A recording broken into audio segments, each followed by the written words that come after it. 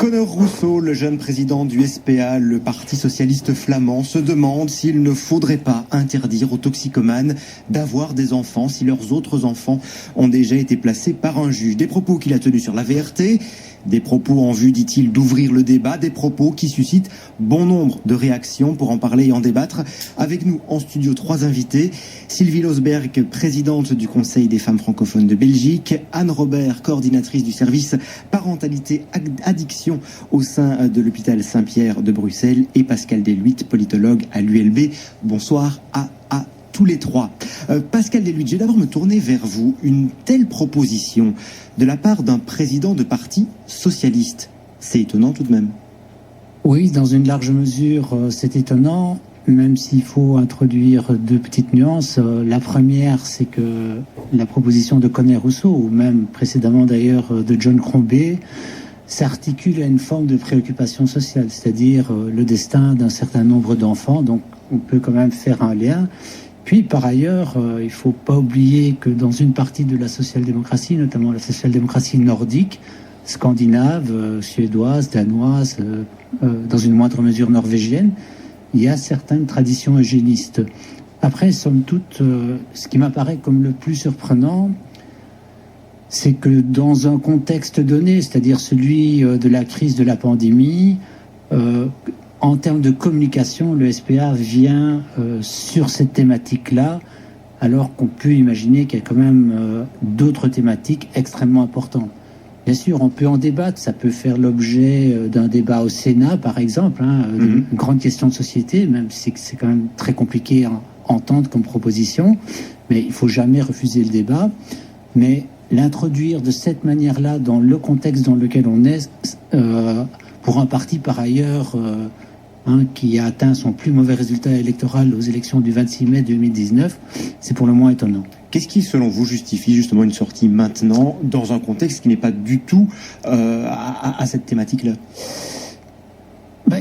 Comme je vous le disais, d'abord il y a des petites pressions, bien sûr, il y a une forme de bon sens que peuvent entendre certains citoyens, et puis, dans un contexte où il est difficile pour les hommes et les femmes politiques de venir avec des propositions qui font un certain débat en dehors de ce qui concerne le Covid, objectivement, ils réussissent son coup. C'est-à-dire, on aime ou on n'aime pas la proposition, mais voilà, depuis 5 jours, on parle beaucoup de cette proposition, donc on parle beaucoup de Conor Rousseau, beaucoup du SPA. Donc il y a quand même cet aspect-là. Après, je dois dire, je ne vois pas bien, pour un parti social-démocrate de la gauche libertaire, quel secteur de la société il peut toucher positivement et attirer à lui. Sylvie Losberg, vous êtes donc présidente du Conseil des femmes francophones de Belgique. Quand vous entendez ces propos de Conor Rousseau, quelle est votre première réaction ? Mais qui revient à la charge. Il y a 1 an, il a déjà sorti avec la NVA, et ça, il faut quand même le souligner, et Crombie, son prédécesseur au Parti socialiste flamand, une proposition pour la mise sous tutelle de femmes qui ne seraient pas conformes, c'est-à-dire pas seulement les toxicomanes, mais les femmes qui boiraient trop d'alcool ou qui auraient des comportements inadéquats qui pourraient éventuellement mettre en danger la santé du fœtus et du futur enfant. Donc ce n'est pas du tout quelque chose qui sort de son chapeau aujourd'hui. Il y a eu beaucoup de réactions à l'époque, de tous côtés d'ailleurs, et je vais reprendre ce que disait la Ligue des familles. À l'époque et maintenant, ces propositions de loi, elles sont non seulement indignes, mais la proposition est inefficace, impraticable, et en plus, je veux dire, ça vise des femmes qui auraient de tels comportements. Alors qu'en fait, aujourd'hui, ils s'accrochent à l'idée qu'il y a un garçon qui est mort de maltraitance dans une famille précaire. Il fait donc le lien entre pauvreté et maltraitance, ce qui est vraiment une vision du 19e siècle, bienvenue en 1900. Et puis, il est aussi dans une lecture tellement stéréotypée. Ces mauvaises femmes qui boivent de l'alcool ou qui sont toxicomanes et qui font du mal à leurs enfants, alors qu'en fait, le vrai problème n'est ni la précarité, l'alcoolisme est répandu et la drogue dans tous les milieux riches et pauvres et font les dégâts partout. Et d'autre part, sur les problèmes de santé des enfants, on sait que par exemple, le syndrome d'alcoolisme sur les fœtus est très très dangereux et à 75% causé par le papa alcoolique. ou le futur père alcoolique. Donc je crois qu'il se trompe sur toute la ligne. Pour moi, cette proposition de loi, elle est anti-femme, elle vise à enfermer les femmes, et aujourd'hui, on se demande quand même si ce n'est pas la NVA qui pousse le SPA vers de telles extrémités. Enfin, c'est tellement absurde, je pense, qu'on a vu toutes des réactions de toutes parts d'ailleurs, et les professionnels de la santé sont les premiers à dire que c'est vraiment n'importe quoi. C'est vrai que dans les propos qu'il a tenus sur la VRT, il ciblait les femmes en disant qu'il serait même envisageable qu'une maman puisse, dans certains cas extrêmes, être empêchée d'avoir des enfants. C'est quoi? C'est la mainmise du politique à nouveau sur le corps de la femme? Alors oui, dans un pays où, vous savez, on débat beaucoup du corps des femmes, surtout pour les empêcher de faire ce qu'elles veulent. Voilà. Alors là, on y revient ici par un autre biais. Et en fait, vous savez, c'est consubstantiel à la civilisation. Nous avons, nous les femmes, l'exorbitant privilège d'enfanter, comme disait Françoise Héritier, et ça plaît pas à beaucoup. C'est-à-dire que sur nous, on n'a pas beaucoup de prise par rapport à ça. Et quand on veut avoir une société cadrée où il faut avoir le petit doigt sur la couture du pantalon et pas mettre un pas sur le côté, attention que ce qu'il dit, et c'est ça qui est le plus grave, je trouve, dans la bouche d'un socialiste, c'est qu'il vise les pauvres. Il fait un lien entre pauvreté, maltraitance et addiction. Et donc là, je pense que vraiment, il y a un débat de société à avoir sur quelle est la légitimité d'un président de parti qui profère de telles âneries et qui sont très dangereuses pour l'équilibre social, pour les femmes et je pense même pour les enfants. Anne Robert, je le rappelle, vous êtes coordinatrice du service parentalité addiction au sein du CHU Saint-Pierre à Bruxelles.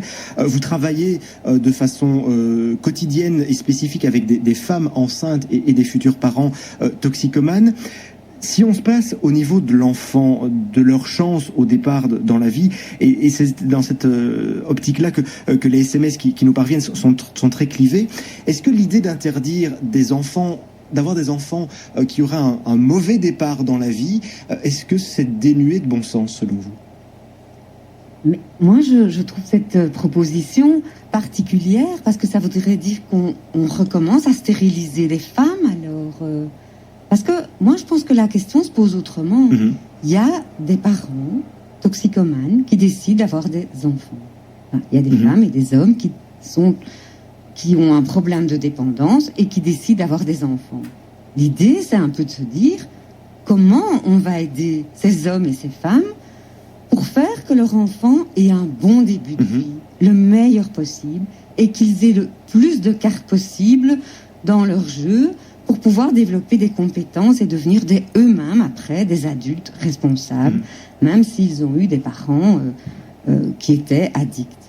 Et notre service, on part vraiment sur cette hypothèse-là de se dire on va vraiment prêter main forte à ces parents, déployer autour d'eux une équipe pluridisciplinaire pour essayer de leur permettre d'avoir accès aux soins. Parce que je pense que c'est ça qui est le plus compliqué pour les parents et futurs parents, c'est l'accès aux soins. Une telle proposition, c'est un peu nier le travail que l'on fait dans des services comme le vôtre depuis de nombreuses années.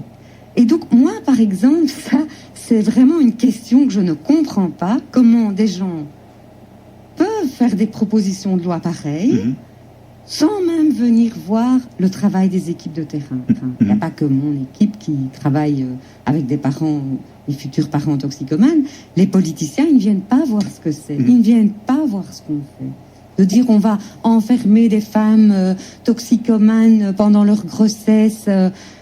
Et quoi, il a déjà entendu la télévision, par exemple, tous les services de psychiatrie overbookés. Je ne sais pas, à un moment, il faut un peu coller aux réalités de terrain. Et puis, voilà, je pense que ce sont des principes comme ça qu'il énonce sans tenir compte des réalités des bébés. Par exemple, la grande peur des parents, c'est qu'on place leur enfant. Donc, s'il y a une proposition de loi pareille, ben, les parents, ils vont plus aller chercher du soin. Et donc, comment va vivre ce bébé? Ils seront encore plus dans une clandestinité ou dans une précarité. Sûr. Et ça, je trouve que c'est vraiment un retour en arrière. Parce que les services de toxicomanie ont vraiment essayé de sortir tous ces parents de la clandestinité. Et ils sont arrivés. Et puis, ben voilà, les parents vont de nouveau paniquer, avoir peur, accoucher je ne sais où, et essayer de garder leur enfant à tout prix, ne rien dire dans les hôpitaux, parce que avec les nouvelles recommandations, les mamans restent 2 jours à l'hôpital.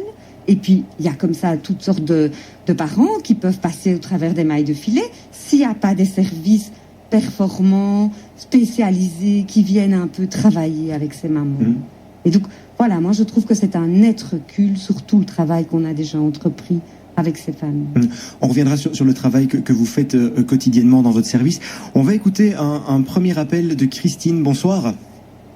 Bonsoir. Vous êtes infirmière, avez-vous précisé dans votre message. Quel est votre avis sur la question?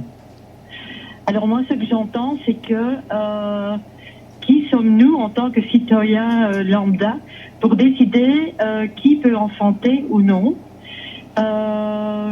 Idéalement, évidemment, ce serait bien d'avoir des parents éduqués avec des moyens financiers, qui n'ont pas d'addiction, etc.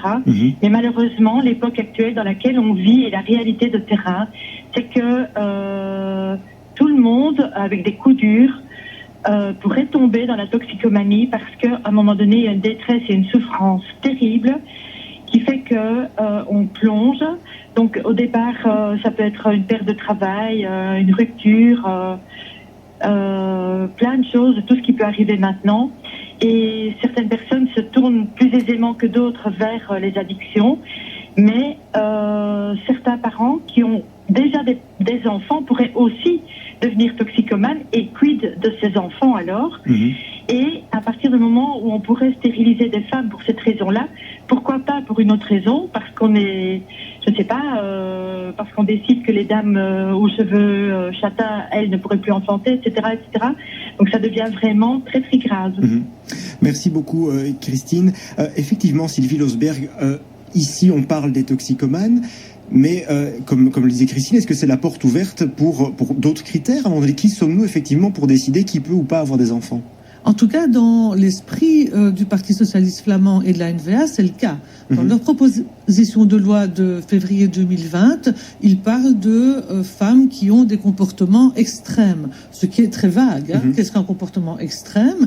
Et sur la question de femmes qui se mettent en danger, alors il faut aussi voir qui prend des anxiolytiques, qui est diabétique et qui ne prend pas ses médicaments, ce qui mettrait en danger l'enfant. Donc en fait, on va surveiller tout le monde, on va faire des pré-psy, des entretiens pré-psychologiques pour chaque personne qui voudrait avoir des enfants.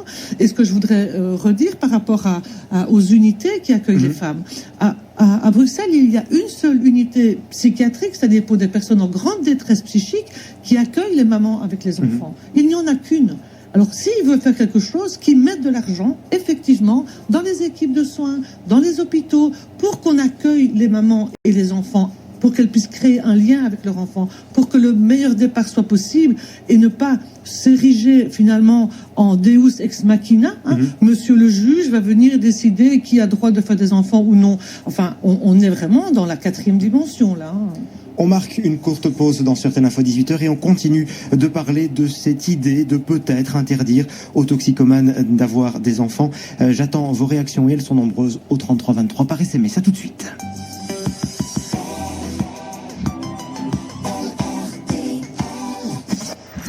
Vous désirez construire? Maison Compère. Profitez de nos conditions bâtiment, briques et tuiles gratuites. De plus, bénéficiez encore de nos prix 2020 jusqu'à 45 000 € de remise. Maison Compère.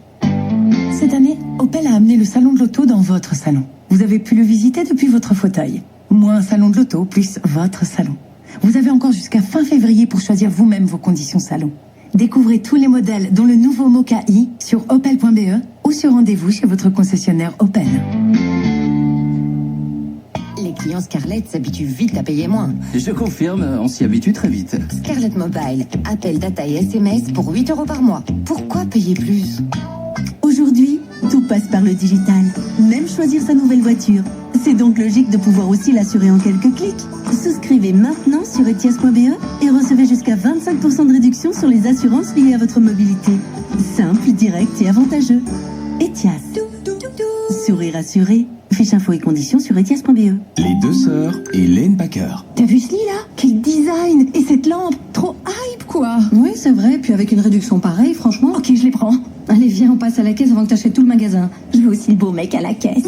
Dernier jour de super solde chez Lane Packer, avec des réductions jusqu'à 50%. Lane Packer. Meublez-vous bien, achetez malin. Colruyt présente les semaines de festival. Avec des promos en plus de nos meilleurs prix. Jusqu'au 23 février inclus, c'est le festival des fortes réductions. Encore plus d'économies grâce aux réductions supplémentaires sur de nombreux produits dans tous les rayons. Conditions en magasin et sur colruyt.be. Colruyt, les meilleurs prix pour chaque produit à chaque instant. Peugeot présente le salon est prolongé juste pour vous. Imaginez des modèles juste pour vous, des conseillers en showroom ou en ligne juste pour vous. Car le salon de Tom qui veut tout savoir sur les utilitaires et les électriques n'est pas celui de Jeanne qui sait ce qu'elle veut. Un Mobility Pack. Jusqu'à 3 000 € d'avantage en plus des conditions salon sur toute la gamme. Le salon Peugeot s'est prolongé juste pour vous. Découvrez le salon Peugeot virtuel sur Peugeot.be ou rendez-vous dans votre point de vente pour profiter encore de nos conditions salon. Offre soumise à condition.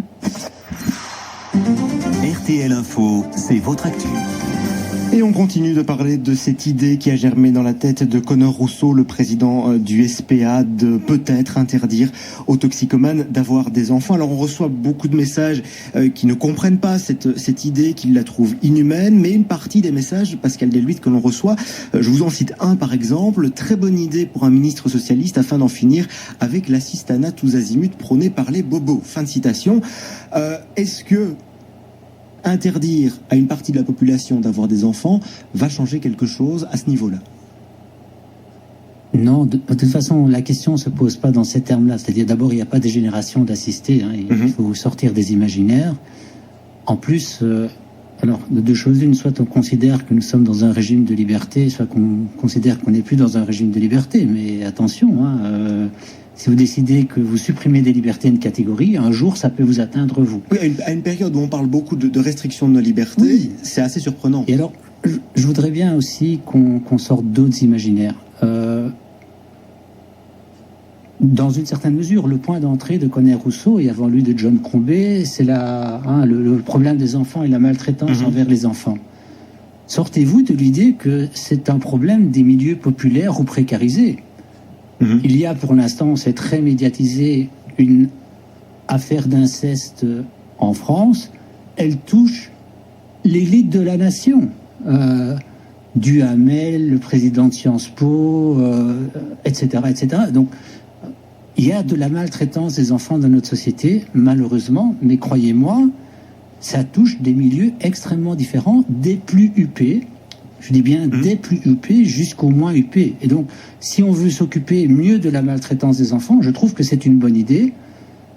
Après, si vous pensez que vous résolvez les problèmes par la suppression des libertés, il faut nous citer un exemple de société qui a réussi ça. C'est-à-dire, ça ne marche pas.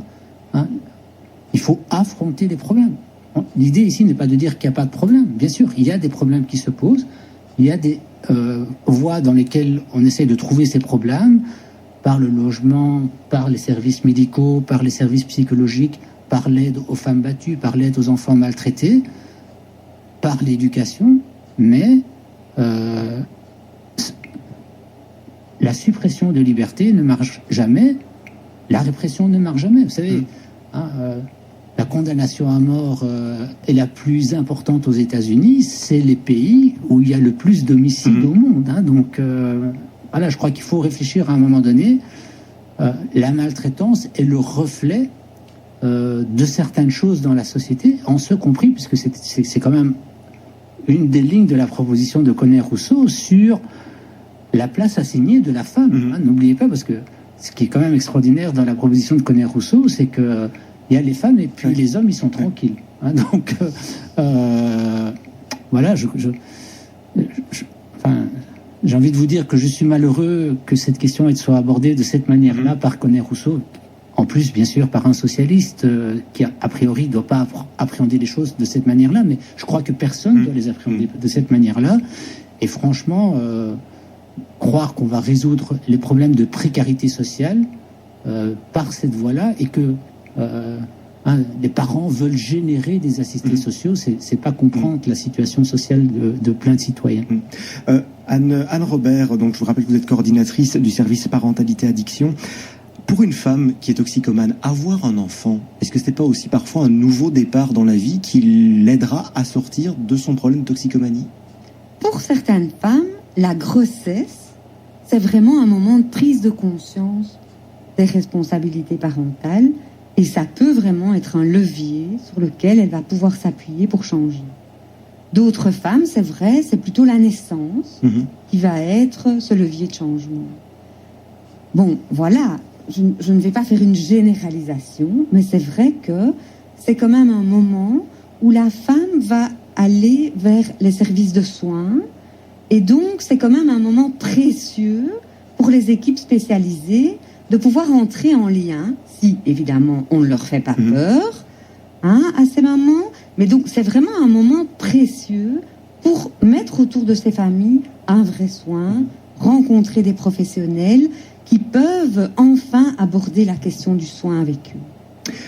Un message qui nous arrive de Marina, qu'on ne va pas malheureusement avoir le temps de prendre sur antenne, c'est de dire qu'on n'évoque pas les droits fondamentaux des enfants dans ce débat. Est-ce que ça interdit, est-ce que c'est quelque chose d'important, les droits fondamentaux, dans cette question-là, Sylvie Losberg? Oui, mais les droits fondamentaux des humains, et le premier droit fondamental, c'est le droit à la vie privée, le droit à l'intégrité physique, le droit à la famille. Et ici, il est en contradiction avec la Déclaration des droits humains. Mais ici, Marina parlait du droit fondamental des enfants, le fait d'avoir... On prenait en compte celui des femmes, mais pas celui des enfants. Mais pas du tout. Je crois qu'un enfant, qu'est-ce qu'il désire, un enfant? Il désire être dans une famille qui va bien. Voilà. Il désire pas être placé à tout jamais, séparé dès la naissance, ou naître dans un système carcéral, comme ça a été évoqué par Conor Rousseau. Donc l'idée, c'est quand même de se dire que un enfant avec une maman ou deux mamans et un papa, mais en tout cas avec la maman qui a voulu le mettre au monde, il a le droit de vivre avec sa maman.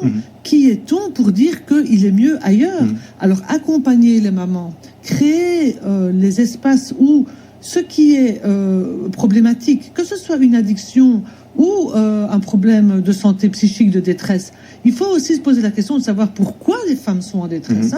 Je vous rappelle qu'il y a une femme sur 3 en Belgique qui est victime de violences sexuelles. Donc, à un moment donné, Monsieur Rousseau, il doit aussi s'intéresser à la maltraitance dans son ensemble, celle des enfants, dans des familles où on ne le voit pas parce que on est derrière une grosse villa et qu'il n'y a personne qui met son nez là, et aussi la problématique des femmes qui se retrouvent souvent violentées pendant la grossesse. Je dirais qu'en Belgique, on le sait, il y a entre 4 et 11% des femmes qui sont violentées pendant leur grossesse. Et je crois que c'est un problème aussi grave que celui, sinon beaucoup plus grave au niveau du nombre, que celui de femmes qui ont un problème d'addiction. Pascal Delduit, brièvement, est-ce que vous pensez que cette idée a des chances ou des risques de passer la rampe et d'aller plus loin? Bizarrement, on la retrouve en sibyllien dans l'accord de gouvernement, mais très honnêtement, je ne vois vraiment pas dans quelle configuration politique cette idée pourrait être adoptée au Parlement. Merci beaucoup à tous les trois d'être venus débattre avec nous ce soir de cette question complexe et de cette réponse peut-être un peu simpliste. En tout cas, c'est ce qui ressortait de vos 3 interventions. Dans un instant, un tout autre sujet. On parlera des vacances de carnaval qui débutent et comment occuper nos plus jeunes. À tout de suite.